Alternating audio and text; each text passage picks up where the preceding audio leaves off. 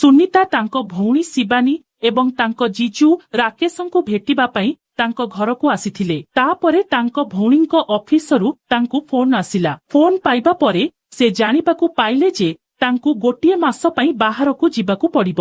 ସେ ତାଙ୍କୁ କହିଲେ, ସୁନିତା, ମୁଁ ଗୋଟିଏ ମାସ ପାଇଁ କାମ କରିବାକୁ ଯାଉଛି। ସେ ପର୍ଯ୍ୟନ୍ତ ତୁମେ ମୋ ସ୍ୱାମୀଙ୍କ ପାଖରେ ଏଠାରେ ରହିବ। ତୁମେ ଘରର ଯତ୍ନ ନେବ ଏବଂ ସଫା କରିବ। ତୁମେ ତାଙ୍କ ପାଇଁ ସମୟ ଅନୁସାରେ ଖାଦ୍ୟ ରାନ୍ଧିବ।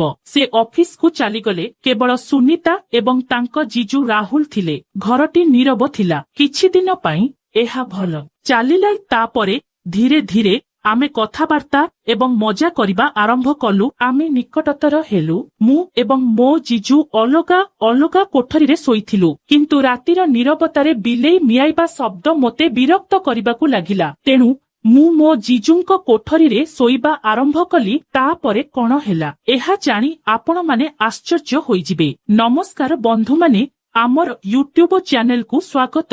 ଯଦି ଆପଣ ନୂଆ, ଦୟାକରି ଆମ ଚ୍ୟାନେଲକୁ ସବସ୍କ୍ରାଇବ କରନ୍ତୁ। ଏକ ରୋମାଣ୍ଟିକ ଏବଂ ମନମୋହକ କାହାଣୀ ଶୁଣିବା ପାଇଁ ଭିଡିଓ ଶେଷ ପର୍ଯ୍ୟନ୍ତ ନଜର ରଖନ୍ତୁ। ଏହି କାହାଣୀଟି ମେରଠରେ ଅବସ୍ଥିତ, ଯେଉଁଠାରେ ରାସ୍ତାଗୁଡ଼ିକ ଭାରତୀୟ ଖାଦ୍ୟର ସୁଗନ୍ଧରେ ପରିପୂର୍ଣ୍ଣ ଏବଂ ଚା ଦୋକାନଗୁଡ଼ିକ ଗସିପରେ ପରିପୂର୍ଣ୍ଣ। ସୁନିତା ଜଣେ 23 ବର୍ଷିଆ ଝିଅ ଏଠାରେ ଏକ ପଡୋଶୀରେ ରହୁଥିଲା। ସୁନିତା ଜଣେ ବହୁତ ମଜାଳିଆ ଏବଂ ବବ୍ଲି ଝିଅ।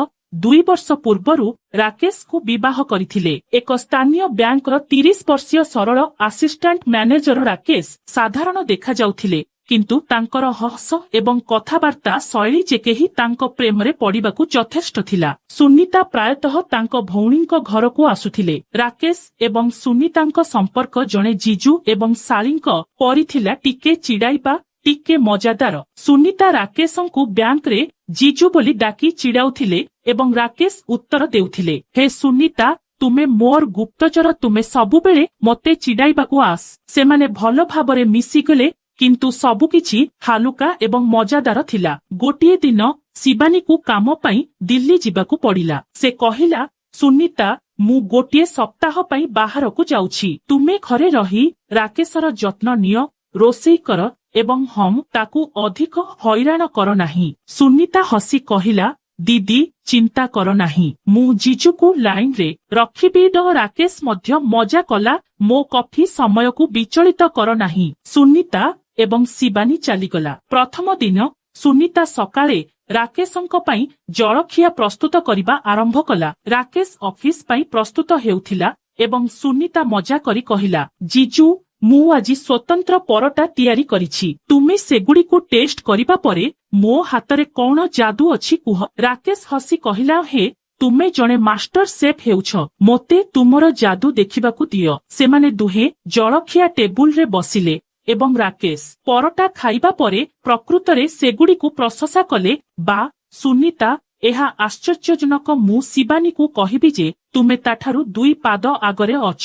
ସୁନିତା ଲାଜରେ ଲାଲ ହୋଇ କହିଲା, ମୋର ଅଧିକ ପ୍ରଶଂସା କର ନାହିଁ, ନଚେତ୍ ମୁଁ ଆଶ୍ଚର୍ଯ୍ୟ ହୋଇଯିବି। ଯେତେବେଳେ ରାକେଶ ସନ୍ଧ୍ୟାରେ ଅଫିସରୁ ଫେରିଲେ, ସୁନିତା ଦେଖିଲେ ଯେ ସେ ଟିକେ କ୍ଳାନ୍ତ ଦେଖାଯାଉଛନ୍ତି। ସେ ପଚାରିଲେ, ଜିଜୁ, କଣ ହେଲା? ଆଜି କେହି ବ୍ୟାଙ୍କ ଲୁଟିବାକୁ ଆସିଥିଲା କି? ରାକେଶ ହସି କହିଲେ, ନା, ଆଜି ମୁଁ କାମର ଚାପରେ ଥିଲି। କୁହ, ତୁମର ଦିନ କିପରି ଥିଲା? ସୁନିତା ତାଙ୍କ କଲେଜ ବନ୍ଧୁମାନଙ୍କୁ କହିଲେ ଏବଂ ରାକେଶ ଧ୍ୟାନର ସହିତ ଶୁଣୁଥିଲେ। ସୁନିତା ତାଙ୍କର ଶୁଣିବା ଶୈଳୀକୁ ପସନ୍ଦ କରିବାକୁ ଲାଗିଲେ। ସେ ରାକେଶଙ୍କ ଭିତରେ ଏପରି ଗଭୀରତା ଅନୁଭବ କଲେ ଯାହା ସେ ପୂର୍ବରୁ ଦେଖିନଥିଲେ। ପରଦିନ ସୁନିତା ରାକେଶଙ୍କୁ ଆଶ୍ଚର୍ଯ୍ୟ କରିବାକୁ ନିଷ୍ପତ୍ତି ନେଲେ। ସେ ରାକେଶଙ୍କ ପ୍ରିୟ ବିରିୟାନୀ ତିଆରି କଲେ। ଯେତେବେଳେ ରାକେଶ ଘରକୁ ଆସିଲେ, କେବଳ ବାସ୍ନା ତାଙ୍କ ମନୋଭାବକୁ ଉଜ୍ଜଳ କରିଦେଲା। ଏହା କଣ ସୁନିତା, ତୁମେ ମୋ ହୃଦୟ ପଢିଛ? ରାକେଶ ମଜା କରି କହିଲେ। ରାକେଶ ରାତି ଭୋଜନ ପରେ ସେମାନେ ଟିଭିରେ ଏକ ପୁରୁଣା ହିନ୍ଦୀ ସିନେମା ଦେଖିବାକୁ ଆରମ୍ଭ କଲେ। ସିନେମା ମଝିରେ ସୁନିତା କହିଲେ, ଜିଜୁ, ତୁମେ ପୁରୁଣା ଗୀତ ଭଲ ପାଅ, ନୁହେଁ କି? ମୋ ସହିତ ଗାଅ। ରାକେଶ ପ୍ରଥମେ ସକୋଚ କଲେ, କିନ୍ତୁ ସୁନିତାଙ୍କ ଜିଦରେ ସେମାନେ ଏକାଠି ପ୍ୟାର ହୁଆ ଇକରାର ହୁଆ ଗାଇବା ଆରମ୍ଭ କଲେ। ସେମାନେ ହସିଲେ ଏବଂ ଗୀତ ଗାଇଲେ ଏବଂ ସେହି ମୁହୂର୍ତ୍ତରେ ସେମାନଙ୍କ ମଧ୍ୟରେ ଦୂରତା ହ୍ରାସ ପାଇବା ପରି ମନେ ହେଲା। ତୃତୀୟ ଦିନ ବର୍ଷା ହେଉଥିଲା। ରାକେଶ ଅଫିସ ଛାଡ଼ିଦେଲେ ଏବଂ ସୁନିତା କହିଲେ, ଜିଜୁ ଆଜି ପାଗ ସୁନ୍ଦର, ଚାଲୁ ଯାଇ ଟେରାସରେ ବର୍ଷାରେ ଭିଜିବା। ରାକେଶ ମନା କଲେ, ଓ ମୁଁ ବୁଢା ହୋଇଗଲିଣି, ମୁଁ ବର୍ଷାରେ ଭିଜିବା ପାଇଁ ବୟସ୍କ ନୁହେଁ। କିନ୍ତୁ ସୁନିତା ତାଙ୍କ ହାତ ଧରି ତାଙ୍କୁ ପଛକୁ ଟାଣି ଆଣିଲେ। ଆସ୍ ବୁଢା ଜିଜୁ, ଚାଲ ଟିକେ ଛୋଟ ହେବା। ଟେରାସରେ ସେମାନେ ବର୍ଷାରେ ଭିଜିଗଲେ ଏବଂ ସୁନିତାଙ୍କ ଆନନ୍ଦ ଦେଖି ରାକେଶ ମଧ୍ୟ ପିଲା ପରି ହସିବାକୁ ଲାଗିଲେ। ସୁନିତାଙ୍କ ହସ ଏବଂ ରାକେଶଙ୍କ ଆଖି ବର୍ଷା ଟୋପାରେ ମିଶିଗଲା। ସେହି ମୁହୂର୍ତ୍ତରେ ଏପରି କିଛି ଘଟିଲା ଯାହା ସେମାନଙ୍କ ମଧ୍ୟରୁ କେହି ପୂର୍ବରୁ କେବେ ଅନୁଭବ କରିନଥିଲେ। ରାକେଶ ଏକ ଗାମୁଛାରେ ସୁନିତାଙ୍କ କେସ୍ ପୋଛି କହିଲେ, ତୁମେ ପାଗଳ ସୁନିତା, କିନ୍ତୁ ମୁଁ ତୁମର ପାଗଳ ଉପାୟଗୁଡ଼ିକୁ ପସନ୍ଦ କରେ। ସୁନିତା ଲାଜରେ ଲାଲ ହୋଇଗଲା ଏବଂ ସୁନିତା ଉତ୍ତର ଦେଲା, ସେ ଜିଜୁ ତୁମେ ମଧ୍ୟ କମ ପାଗଳ ନୁହଁ। ସେହି ରାତିରେ ସେମାନେ ବହୁତ ସମୟ ଧରି କଥାବାର୍ତ୍ତା କଲେ। ସୁନିତା ତାଙ୍କର ସ୍ୱପ୍ନଗୁଡ଼ିକୁ ବାଣ୍ଟିଲେ। ସେ ଜଣେ ଇଭେଣ୍ଟ ମ୍ୟାନେଜର ହେବାକୁ ଚାହୁଁଥିଲେ। ରାକେଶ ଧ୍ୟାନ ଦେଇ ଶୁଣି କହିଲେ, ସୁନିତା ତୁମର ଆଗ୍ରହ ମୋତେ ଅନୁଭବ କରାଏ ଯେ ତୁମେ ସଫଳ ହେବ। ସୁନିତାର ମୁହଁ ଆନନ୍ଦରେ ଝଲସି ଉଠିଲା। ଏହାପରେ ଗୋଟିଏ ମାସ ପରେ ଶିବାନୀର ଆଗମନ ଥିଲା। ସୁନିତା ଏବଂ ରାକେଶ ଉଭୟ ଟିକେ ଅସ୍ୱସ୍ତିକର ଅନୁଭବ କଲେ। ସୁନିତା କିମ୍ବା ରାକେଶ କିଛି କହିପାରିଲେ ନାହିଁ, କିନ୍ତୁ ସେମାନଙ୍କ ହୃଦୟରେ କିଛି ସୃଷ୍ଟି ହେଉଥିଲା। ଶିବାନୀ ଫେରିବା ପରେ ସେ ସୁନିତାକୁ ପ୍ରଶଂସା କଲେ, ବା ସୁନିତା ତୁମେ ଘରର ବହୁତ ଯତ୍ନ ନେଇଛ। କିନ୍ତୁ ସୁନିତାର ଧ୍ୟାନ ଅନ୍ୟତ୍ର ଥିଲା। ରାକେଶର ହସ, ତାଙ୍କ କଥା, ତାଙ୍କ ଦୃଷ୍ଟି ସବୁକିଛି ତାଙ୍କ ମନରେ ଖେଳୁଥିଲା। ରାକେଶ ମଧ୍ୟ ସେହି ରାତିରେ ଭାବୁଥିଲା। ସେ ବୁଝିପାରିଲା ନାହିଁ। ସେ ଭାବୁଥିଲେ ଯେ କଣ ଘଟୁଛି। ସେ ତାଙ୍କ ଶାଳୀଙ୍କ ବିଷୟରେ ଏପରି କାହିଁକି ଅନୁଭବ କରୁଥିଲେ। ଏହା ଭୁଲ ଥିଲା କି ନା ଏହା କେବଳ ଏକ କ୍ଷଣିକ ଅନୁଭବ ଥିଲା। ପ୍ରଥମ ସପ୍ତାହ ପରେ ଯେତେବେଳେ ଶିବାନୀ ଦିଲ୍ଲୀରୁ ଫେରିଲେ, ଘରର ପରିବେଶ ସ୍ୱାଭାବିକ ହୋଇଗଲା। ସୁନିତା ତାଙ୍କ କଲେଜ ପଢା ଏବଂ ଇଭେଣ୍ଟ ମ୍ୟାନେଜର ହେବାର ସ୍ୱପ୍ନରେ ବ୍ୟସ୍ତ ହୋଇଗଲେ। କିନ୍ତୁ ତାଙ୍କ ହୃଦୟ ଅନ୍ୟତ୍ର ଥିଲା। ରାକେଶଙ୍କ ହାଲୁକା ହସ, ତାଙ୍କର ଗଭୀର କଥା ଏବଂ ବର୍ଷାରେ ଛାତ ଉପରେ ବିତାଇଥିବା ସେହି ମୁହୂର୍ତ୍ତ ସୁନିତାଙ୍କ ମନରେ ବାରମ୍ବାର ଖେଳୁଥିଲା। ସେ ଭାବୁଥିଲେ କଣ ଘଟୁଛି। ଜିଜୁ ମୋର ଦିଦିଙ୍କ ସ୍ୱାମୀ, ମୋର ହୃଦୟ କାହିଁକି ଏତେ ନିୟନ୍ତ୍ରଣ ବାହାରେ। ଅନ୍ୟପକ୍ଷରେ ରାକେଶ ଟିକେ ଦ୍ୱନ୍ଦ୍ୱରେ ପଡିଗଲେ। ସେ ଜଣେ ଦାୟିତ୍ୱବାନ ବ୍ୟକ୍ତି ଥିଲେ। ସେ ଶିବାନୀଙ୍କୁ ବହୁତ ଭଲ ପାଉଥିଲେ। କିନ୍ତୁ ସୁନିତାଙ୍କ ସହିତ ସେହି ହାଲୁକା ମୁହୂର୍ତ୍ତଗୁଡ଼ିକ ତାଙ୍କ ହୃଦୟରେ ଏକ ଅଦ୍ଭୁତ ଆଲୋଡ଼ନ ସୃଷ୍ଟି କରିଥିଲା। ସେ ନିଜକୁ କହିଲେ, ରାକେଶ ଏହା ଭୁଲ। ସୁନିତା ତୁମ ଶାଳୀ। ଏହା କେବଳ ଏକ ବନ୍ଧୁତ୍ୱପୂର୍ଣ୍ଣ ଭାବନା, ଆଉ କିଛି ନୁହେଁ। କିନ୍ତୁ ସେ ନିଜକୁ ଯେତେ ବୁଝାଇବାକୁ ଚେଷ୍ଟା କଲେ, ସୁନିତାଙ୍କ ନିର୍ଦ୍ଦୋଷ ହସ ତାଙ୍କ ଆଖି ଆଗରେ ସେତେ ଅଧିକ ଦେଖାଗଲା। ଗୋଟିଏ ଦିନ ଶିବାନୀ ସୁନିତାକୁ କହିଲା, ସୁନିତା ଏହି ସପ୍ତାହରେ ଆମ ସହିତ ଆସ। ରାକେଶଙ୍କ ଅଫିସ ଦ୍ୱାରା ଏକ ପାରିବାରିକ କାର୍ଯ୍ୟକ୍ରମ ଆୟୋଜନ କରାଯାଇଛି। ତୁମେ ମଧ୍ୟ ମଜା କରିବ। ସୁନିତା ପ୍ରଥମେ ମନା କରିବାକୁ ଭାବିଥିଲା, ଭୟରେ ଯେ ରାକେଶଙ୍କ ପାଖରେ ରହିବା ତାଙ୍କୁ ଆହୁରି ଅସ୍ଥିର କରିଦେବ। କିନ୍ତୁ ତାପରେ ସେ ଭାବିଲା, ହୁଏତ ମୋ ଦିଦି ସହିତ ରହିବା ମୋତେ ଏସବୁରୁ ମୁକ୍ତି ପାଇବାରେ ସାହାଯ୍ୟ କରିବ।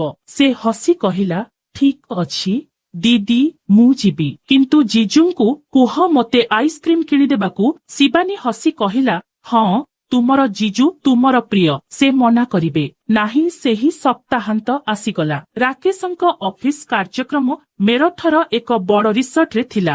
ବ୍ୟାଙ୍କ କର୍ମଚାରୀ, ସେମାନଙ୍କ ପରିବାର ଏବଂ କିଛି ଅତିଥି ଉପସ୍ଥିତ ଥିଲେ। ସୁନିତା ଏକ ସୁନ୍ଦର ସାଲୱାର କାମିଜ ପିନ୍ଧିଥିଲେ, ହାଲୁକା ମେକଅପ୍ କରିଥିଲେ ଏବଂ ତାଙ୍କ କେସ୍ ଖୋଲା ରଖିଥିଲେ। ଯେତେବେଳେ ସେ ପହଞ୍ଚିଲେ, ଶିବାନୀ କହିଲେ, ବା ସୁନିତା, ଆଜି ତୁମେ ଜଣେ ନାୟିକା ପରି ଦେଖାଯାଉଛ।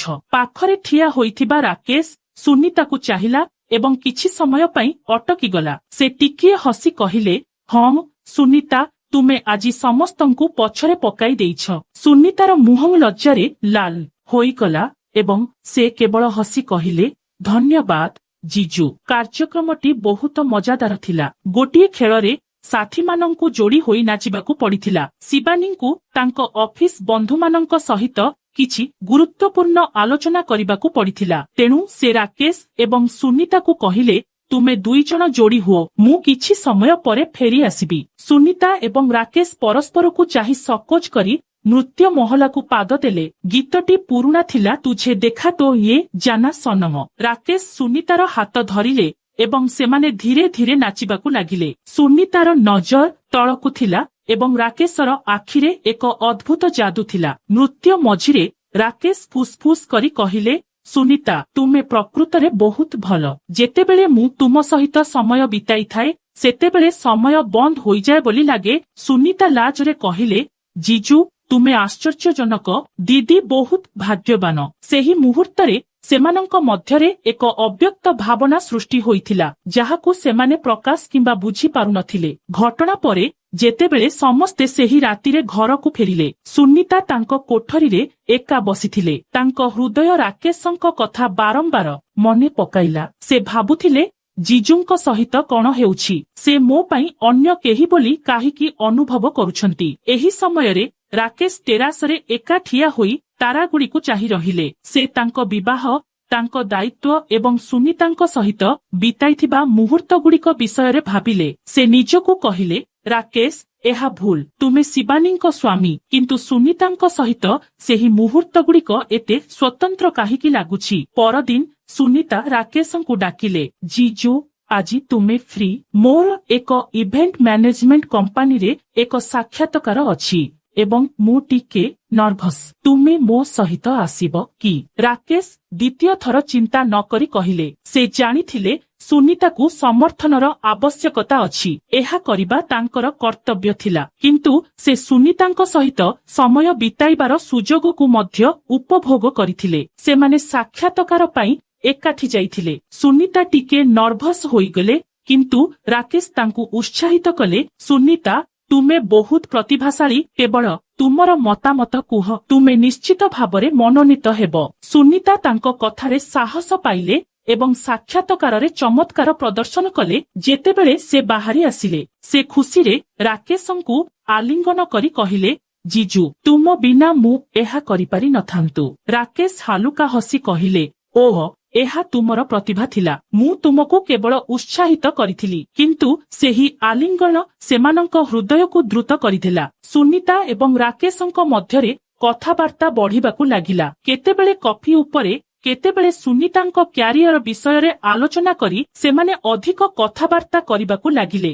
ଗୋଟିଏ ସନ୍ଧ୍ୟାରେ ଯେତେବେଳେ ଶିବାନୀ ତାଙ୍କ ବନ୍ଧୁମାନଙ୍କ ସହିତ ବାହାରକୁ ଯାଇଥିଲେ, ସୁନିତା ଏବଂ ରାକେଶ ଘରେ ଏକା ଥିଲେ। ସୁନିତା ରାକେଶଙ୍କ ପ୍ରିୟ କଫି ତିଆରି କଲେ ଏବଂ ସେମାନେ ଟେରାସରେ ବସି ଗପସପ କଲେ। ସୁନିତା କହିଲା, ଜିଜୁ, ତୁମେ କେବେ ଅନୁଭବ କରିଛ କି ଜୀବନରେ ଏପରି କିଛି ଅଛି ଯାହା ତୁମେ ଚାହୁଁଛ କିନ୍ତୁ ପ୍ରକାଶ କରିପାରୁନାହଁ? ରାକେଶ ଏକ ଗଭୀର ନିଶ୍ୱାସ ନେଇ କହିଲା, ହଁ ସୁନିତା, କେତେବେଳେ ହୃଦୟରେ କିଛି ଜିନିଷ ଅଛି ଯାହା ଆମେ ବୁଝିପାରୁନାହୁଁ, କିନ୍ତୁ ଜଣେ ବ୍ୟକ୍ତି ଦାୟିତ୍ୱ ଏବଂ ପ୍ରେମ ମଧ୍ୟରେ ଫସିଯାଏ। ସୁନିତା ତାଙ୍କ ଆଖିକୁ ଚାହିଁ କହିଲା, ଜିଜୁ, ତୁମ ସହିତ କଥା ହୋଇ ମୋତେ ବହୁତ ଶାନ୍ତି ମିଳେ। ତୁମେ ମୋର ସବୁଠାରୁ ଭଲ ବନ୍ଧୁ ଭଳି ଲାଗୁଛି। ରାକେଶ ହସି କହିଲେ, ତୁମେ ମଧ୍ୟ ମୋ ପାଇଁ ବହୁତ ସ୍ୱତନ୍ତ୍ର ସୁନିତା, କିନ୍ତୁ ଆମକୁ ଆମ ହୃଦୟକୁ ବୁଝିବାକୁ ପଡ଼ିବ। ସେହି ରାତିରେ ଯେତେବେଳେ ସୁନିତା ତାଙ୍କ ରୁମକୁ ଗଲା, ସେ ତାଙ୍କ ଡାଏରୀରେ ଲେଖିଲେ, ଜିଜୁ, ତୁମେ ମୋ ପାଇଁ କଣ ଭାବୁଛ? ମୁଁ ଜାଣେ ଏହା ଭୁଲ, କିନ୍ତୁ ମୋ ହୃଦୟ କାହିଁକି ଏହାକୁ ଗ୍ରହଣ କରେ ନାହିଁ। ମୁଁ ଦିଦିଙ୍କୁ ଏତେ ଭଲ ପାଏ, ତଥାପି ତୁମେ ଯାହା କହୁଛ ତାହା ମୋ ହୃଦୟକୁ ସ୍ପର୍ଶ କରେ। ରାକେଶ ମଧ୍ୟ ତାହା ମନେ ରଖିଲା। ସେ ରାତିରେ ଶୋଇପାରିଲା ନାହିଁ। ଶିବାନୀ ସହିତ ତାଙ୍କର କୌଣସି ଅଭିଯୋଗ ନଥିଲା, କିନ୍ତୁ ସୁନିତା ସହିତ ତାଙ୍କର ସମ୍ପର୍କ ତାଙ୍କୁ ବିରକ୍ତ କରୁଥିଲା। ସେ ଭାବୁଥିଲା, ଏହା କଣ ପ୍ରେମ ନା କେବଳ ଏକ କ୍ଷଣିକ ଭାବନା? ମୋତେ ଏହାକୁ ବନ୍ଦ କରିବାକୁ ପଡ଼ିବ, ନଚେତ୍ ସବୁକିଛି ଭୁଲ ହୋଇଯିବ।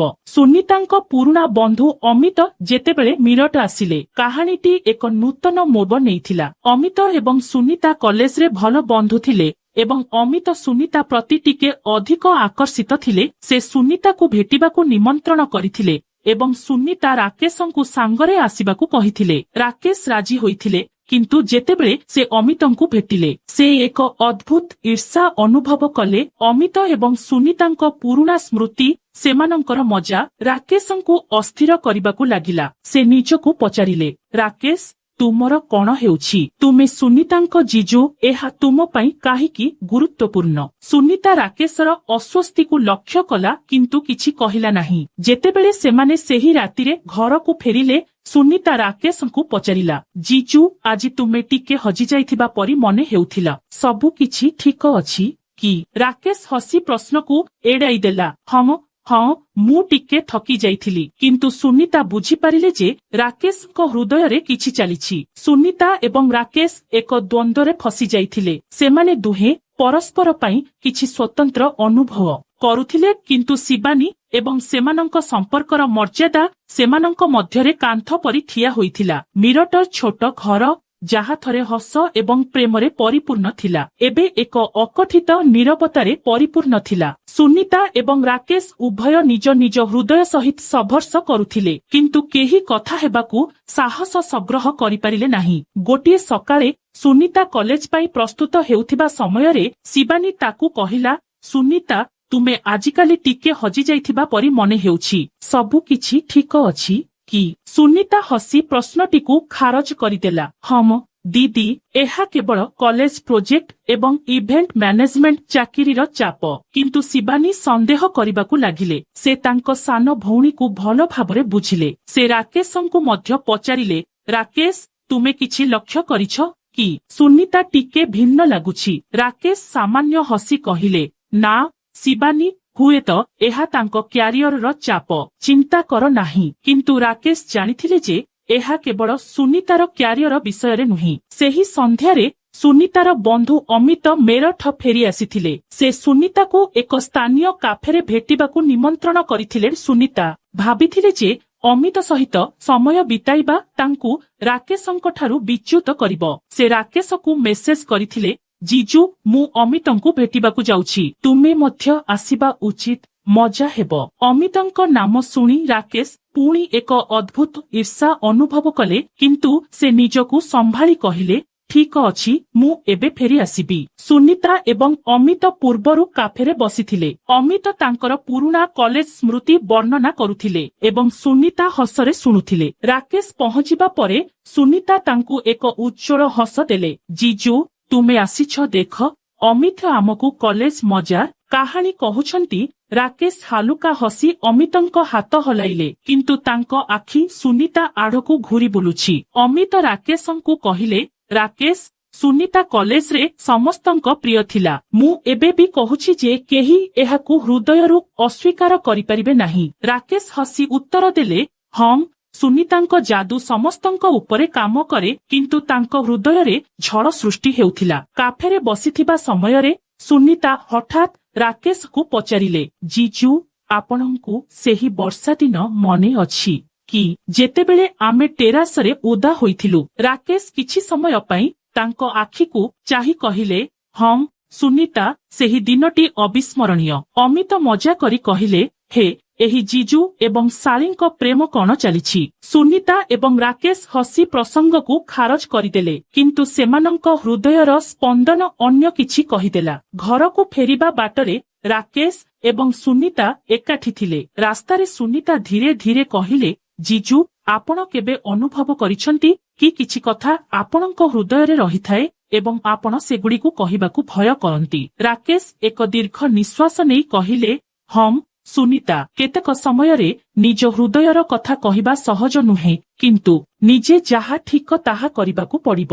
ସୁନିତା ତାଙ୍କ ଆଖିକୁ ଚାହିଁଲେ ଏବଂ କିଛି ସମୟ ପାଇଁ ସେମାନେ ଦୁହେଁ ନୀରବ ରହିଲେ। ସେହି ନୀରବତାରେ ବହୁତ କିଛି କୁହାଯାଇଥିଲା ଯାହା ଶବ୍ଦରେ ପ୍ରକାଶ କରାଯାଇପାରିବ ନାହିଁ। କିଛି ଦିନ ପରେ ସୁନିତା ତାଙ୍କ ଇଭେଣ୍ଟ ମ୍ୟାନେଜମେଣ୍ଟ କମ୍ପାନୀ ପାଇଁ ଏକ ବଡ଼ ପ୍ରୋଜେକ୍ଟ ପାଇଲେ। ଏହା ତାଙ୍କର ପ୍ରଥମ ବଡ଼ ସୁଯୋଗ ଥିଲା ଏବଂ ସେ ବହୁତ ଉତ୍ସାହିତ ଥିଲେ। ସେ ରାକେଶଙ୍କୁ ଡାକି କହିଲେ, ଜିଜୁ ମୁଁ ଏକ କାର୍ଯ୍ୟକ୍ରମ ଆୟୋଜନ କରିବାକୁ ଚାହୁଁଛି ଏବଂ ମୋତେ ଆପଣଙ୍କର ସାହାଯ୍ୟ ଦରକାର। ଆପଣ ବହୁତ ସଗଠିତ, ଦୟାକରି ମୋତେ ସାହାଯ୍ୟ କରନ୍ତୁ।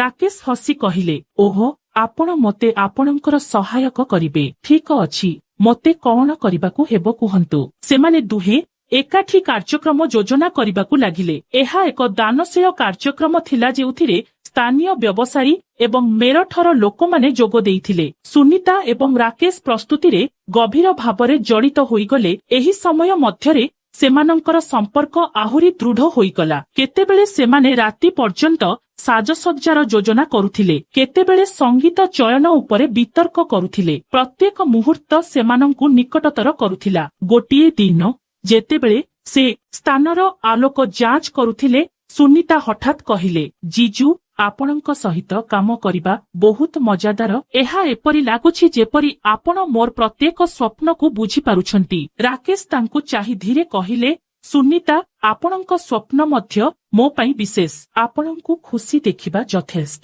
କାର୍ଯ୍ୟକ୍ରମର ଦିନ ଆସି ପହଞ୍ଚିଲା। ସୁନିତା ଏକ ମହାନ କାମ କରିଥିଲେ ଏବଂ କାର୍ଯ୍ୟକ୍ରମଟି ହିଟ୍ ହୋଇଥିଲା। ସମସ୍ତେ ତାଙ୍କର ପ୍ରଶଂସା କରୁଥିଲେ। ରାକେଶ ସୁନିତାକୁ କୁଣ୍ଢେଇ ପକାଇ କହିଲେ, ଭଲ ସୁନିତା, ତୁମେ ବହୁତ ଭଲ କାମ କରିଛ। ସେହି ଆଲିଙ୍ଗନରେ ଏକ ଉଷ୍ମତା ଥିଲା ଯାହା ସେମାନେ ଦୁହେଁ ଅନୁଭବ କରିଥିଲେ। ଶିବାନୀ ମଧ୍ୟ ସେଠାରେ ଥିଲେ ଏବଂ ସେ ହସି ହସି କହିଲେ, ବା, ମୋ ଭଉଣୀ ଏବଂ ମୋ ସ୍ୱାମୀ ଏକ ସୁନ୍ଦର ଦମ୍ପତି। କିନ୍ତୁ ସୁନିତା ଏବଂ ରାକେଶଙ୍କ ଆଖି ପରସ୍ପରକୁ ଅନ୍ୟ କିଛି କହୁଥିଲା। ହୃଦୟର ନିଷ୍ପତ୍ତି। ଘଟଣା ପରେ ଗୋଟିଏ ରାତିରେ ସୁନିତା ଏବଂ ରାକେଶ ପୁଣି ଟେରାସରେ ବସିଥିଲେ। ତାରାଗୁଡ଼ିକ ଝଲସୁଥିଲେ। ସେମାନେ ବସିଥିଲେ ଏବଂ ଏକ ହାଲୁକା ଥଣ୍ଡା ପବନ ବହିଥିଲା। ସୁନିତା ନୀରବତା ଭାଙ୍ଗିଲା। ଜିଜୁ, ମୁଁ ତୁମକୁ କିଛି କହିବାକୁ ଚାହୁଁଛି, କିନ୍ତୁ ମୁଁ ଭୟ କରୁଛି ତୁମେ ଭୁଲ ବୁଝିପାର। ରାକେଶ ତାଙ୍କୁ ଚାହିଁ କହିଲେ, ସୁନିତା, ତୁମେ ଯାହା କହିବ ମୁଁ ବୁଝିବାକୁ ଚେଷ୍ଟା କରିବି। ମତେ କୁହ,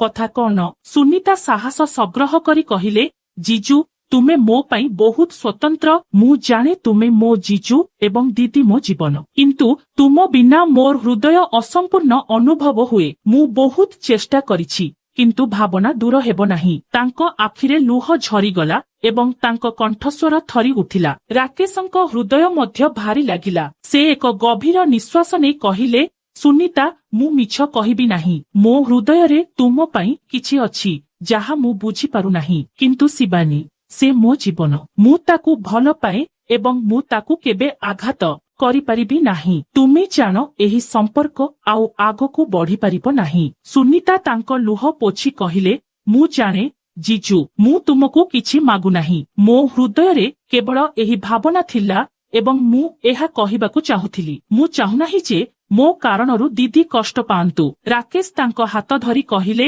ସୁନିତା, ତୁମେ ବହୁତ ସ୍ୱତନ୍ତ୍ର ଏବଂ ଆମ ମଧ୍ୟରେ ଏହି ବନ୍ଧନ ସର୍ବଦା ରହିବ। କିନ୍ତୁ ଏକ ସୁନ୍ଦର ଭାବନା ଭାବରେ, ଏକ ବନ୍ଧୁତା ଭାବରେ। ପରଦିନ ସୁନିତା ମିରଟ ଛାଡ଼ି ଦିଲ୍ଲୀ ଯିବାକୁ ନିଷ୍ପତ୍ତି ନେଲେ, ଯେଉଁଠାରେ ତାଙ୍କୁ ଏକ ଇଭେଣ୍ଟ ମ୍ୟାନେଜମେଣ୍ଟ କମ୍ପାନୀରେ ଚାକିରି ପ୍ରଦାନ କରାଯାଇଥିଲା। ସେ ଶିବାନୀ ଏବଂ ରାକେଶଙ୍କୁ କହିଲେ। ଶିବାନୀ ତାଙ୍କୁ କୁଣ୍ଢେଇ ପକାଇ କହିଲେ, ସୁନିତା, ତୁମେ ଯେଉଁଠାରେ ଥାଅ, ତୁମେ ସବୁବେଳେ ମୋର ଛୋଟ ଭଉଣୀ ହେବ।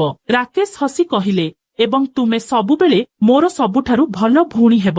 ଯାଅ ଏବଂ ଦିଲ୍ଲୀରେ ଏକ ହଇଚି ସୃଷ୍ଟି କର। ଯିବା ପୂର୍ବରୁ ସୁନିତା ରାକେଶଙ୍କୁ ଏକ ଚିଠି ଦେଲେ, ଜିଜୁ, ତୁମେ ମୋ ହୃଦୟର ଏକ ମୁହୂର୍ତ୍ତ ଯାହାକୁ ମୁଁ କେବେ ଭୁଲି ପାରିବି ନାହିଁ। କିନ୍ତୁ ମୁଁ ଜାଣେ ଯେ କିଛି ପ୍ରେମ କେବଳ ହୃଦୟରେ ରହିଥାଏ, ବାସ୍ତବରେ ନୁହେଁ। ତୁମେ ଏବଂ ଦିଦି ସର୍ବଦା ଖୁସି ରୁହନ୍ତୁ। ତୁମର ଶାଳୀ ସୁନିତା। ରାହୁଲ ଚିଠିଟି ପଢିବା ଏବଂ ତାଙ୍କ ଆଖି ପୋଛି ଉଠିଗଲା। ସେ ସୁନିତାକୁ ମେସେଜ କଲେ, ସୁନିତା, ତୁମେ ସବୁବେଳେ ମୋ ହୃଦୟରେ ରହିବ। ତୁମର ସ୍ୱପ୍ନ ପୂରଣ କର ଏବଂ କେବେ ପଛକୁ ଚାହିଁବ ନାହିଁ। ସୁନିତା ଦିଲ୍ଲୀ ଗଲେ। ସେଠାରେ ସେ ତାଙ୍କ କ୍ୟାରିୟରରେ ବହୁତ ଉନ୍ନତି କରିଥିଲେ। ରାକେଶ ଏବଂ ଶିବାନୀଙ୍କ ଜୀବନ ପୂର୍ବ ପରି ଖୁସିରେ ରହିଲା। କିନ୍ତୁ ସେହି ନିଃସର୍ତ୍ତ ପ୍ରେମ, ସୁନିତା ଏବଂ ରାକେଶଙ୍କ ମଧ୍ୟରେ ଥିବା ସେହି ନୀରବ ଭାବନା ସର୍ବଦା ସେମାନଙ୍କ ହୃଦୟରେ ଏକ ସୁନ୍ଦର ସ୍ମୃତି ହୋଇ ରହିଗଲା। ବନ୍ଧୁମାନେ, ଆପଣଙ୍କୁ ଏହି କାହାଣୀଟି କିପରି ଲାଗିଲା ତାହା କମେଣ୍ଟରେ ଜଣାନ୍ତୁ। ଯଦି ଆପଣଙ୍କୁ ଏହି କାହାଣୀଟି ପସନ୍ଦ ଆସିଛି, ତେବେ ଏହାକୁ ଲାଇକ୍ କରନ୍ତୁ ଏବଂ ଆପଣଙ୍କ ବନ୍ଧୁମାନଙ୍କ ସହିତ ସେୟାର କରନ୍ତୁ। ଯଦି ଆପଣ ଏପରି ରୋମାଣ୍ଟିକ ଏବଂ ଆକର୍ଷଣୀୟ କାହାଣୀ ଶୁଣିବାକୁ ପସନ୍ଦ କରନ୍ତି, ତେବେ ଆମର ଚ୍ୟାନେଲକୁ ସବସ୍କ୍ରାଇବ କରନ୍ତୁ ଏବଂ ଘଣ୍ଟି ଆଇକନକୁ ଦବାଇବାକୁ ଭୁଲନ୍ତୁ ନାହିଁ, ଯାହାଦ୍ୱାରା ଆପଣଙ୍କୁ ଆମର ଚ୍ୟାନେଲର ସୂଚନା ମିଳିଥାଏ। ଧନ୍ୟବାଦ।